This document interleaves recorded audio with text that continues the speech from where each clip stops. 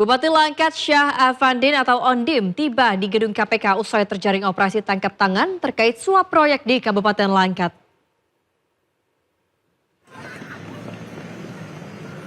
Bupati Langkat Syah Afandin tiba di gedung KPK dengan mengenakan mobil dan langsung ke arah dalam gedung KPK Jakarta pada Jumat siang.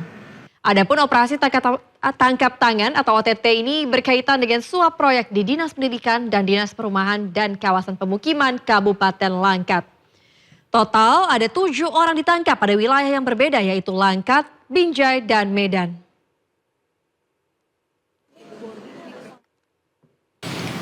Bahwa dalam peristiwa tertangkap tangan tersebut, tim penyelidik mengamankan sejumlah 7 orang. 1 orang merupakan penyelenggara negara, 1 orang merupakan ASN di Kabupaten Langkat, dan 5 orang lainnya merupakan pihak swasta. Dari 7 orang yang diamankan tersebut, salah satunya adalah Bupati Langkat. Adapun kepada 7 orang yang diamankan dalam peristiwa tertangkap tangan ini, diamankan di wilayah Langkat, Binjai, dan juga Medan.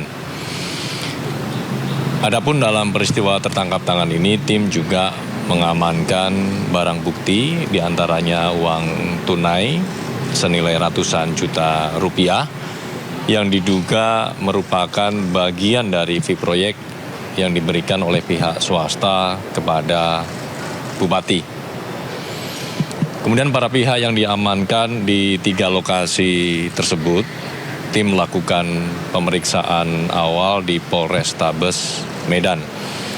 Dan pada siang ini, 1 orang diantaranya, yaitu Bupati Langkat, dibawa ke Jakarta. Komisi Pemberantasan Korupsi menangkap Bupati Langkat, Sumatera Utara, Syah Afandin. Usai operasi tangkap tangan, penyidik KPK juga menyegel ruang kerja Bupati Langkat. Penyidik KPK menangkap Bupati Langkat, Syah Afandin di Kota Binjai, Sumatera Utara. Kemudian Bupati Langkat digiring ke Mapolrestabes Medan. Usai OTT, ruang kerja dan sejumlah ruangan lainnya di Pemkab Langkat disegel. Tidak ada aktivitas apapun di lokasi usai Bupati Langkat ditangkap. Selain Bupati, ada 2 orang lainnya yang juga turut ditangkap oleh KPK.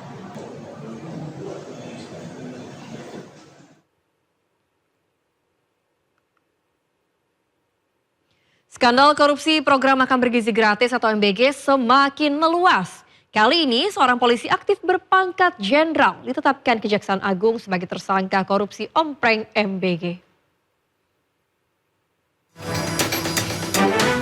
Makan bergizi gratis yang seharusnya menyehatkan anak bangsa justru membuat kenyang para koruptor. Kejaksaan Agung resmi menetapkan 1 lagi tersangka kasus dugaan tata kelola program MBG. Tersangka tersebut adalah seorang anggota polisi aktif berpangkat Brigjen Polisi inisial LMI. Perwira tinggi itu kini menjabat sebagai Sekretaris Deputi Bidang Promosi dan Kerjasama BGN. Tersangka diduga mengatur pengadaan ompreng atau tempat makan MBG hingga mengambil keuntungan dari tiap transaksinya.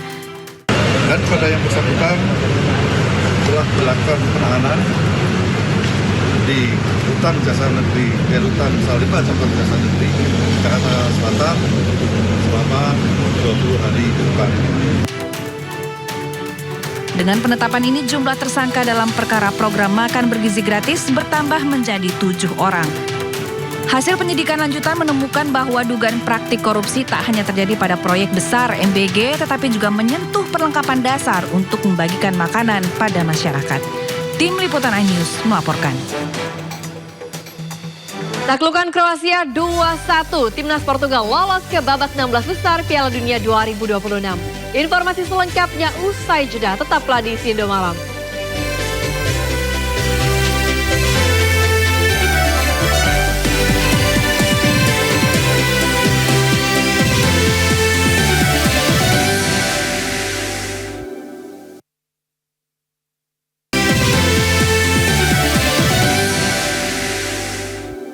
Anda kembali di Sindo Malam bersama saya Gracia Lapangaribuan. Pemirsa, meski terus digempur Israel dan Amerika Serikat, Iran tak gentar.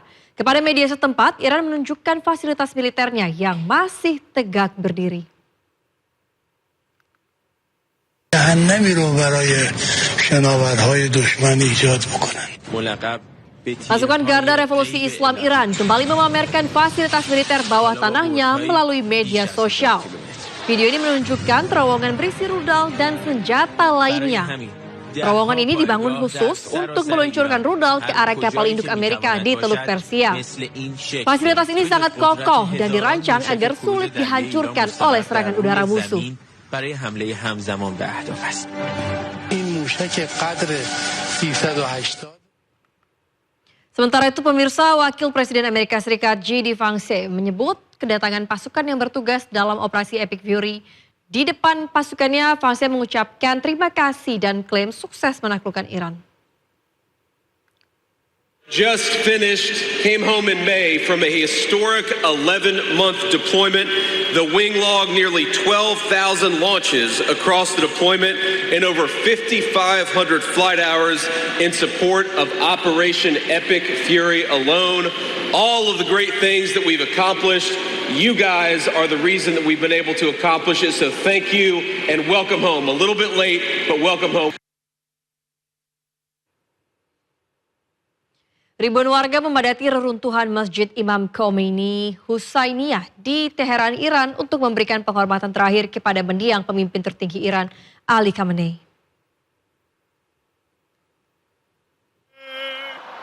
Ribuan warga bersorak-sorai saat peti jenazah Ali Khamenei diarak selama upacara perpisahan.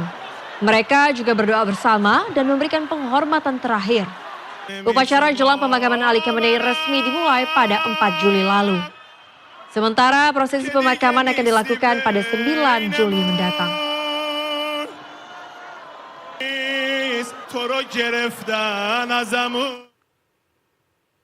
Menteri Keamanan Nasional Israel Itamar Ben-Gvir melakukan kunjungan ke pemukiman warga Palestina di Yerusalem Timur. Ia menyebut pasukan Israel telah menghancurkan 20 rumah dan menuntut lebih banyak rumah lagi untuk diratakan.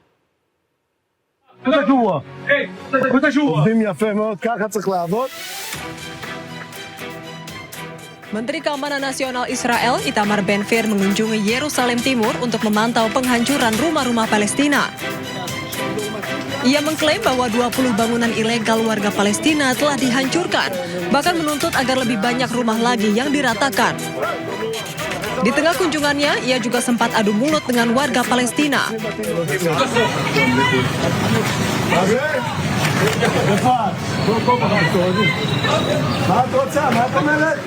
למה היא ברחה? מה קרה? היא מתלוננת שרוצים להרוס לה את הבית, אם זה לא חוקי הורסים. הבעיה שאתם הורסים בבתים שלנו. מה שלא חוקי אני הורס. מה שלא חוקי אני הורס. Penggusuran rumah penduduk Palestina dilakukan dengan dalih pembangunan tanpa izin yang dikeluarkan Israel. Media Palestina melaporkan kebijakan perencanaan Israel bersifat restriktif untuk membatasi pertumbuhan penduduk Palestina dan memperluas kendali Israel atas kota tersebut.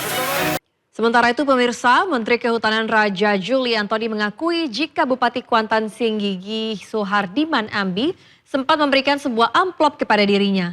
Amplop tersebut diberikan saat Menhub menggelar audiensi dengan Suhardiman. Tanpa mengetahui isi amplop tersebut, ia mengklaim langsung memerintahkan ajudannya untuk mengembalikannya. Pertama saya, bahwa benar tanggal 2 Juni 2026 ada audiensi Bupati Kwansin di kantor ini. Ini audiensi yang terbuka, bupatinya mengirim surat resmi, dipublis di media sosial, saya maupun kementerian, dan ada daftar hadir, ada notulensi. Jadi kalau suatu saat pihak KPK memerlukan, atau bahkan kami akan proaktif juga menyerahkan apa yang saya sebutkan tadi.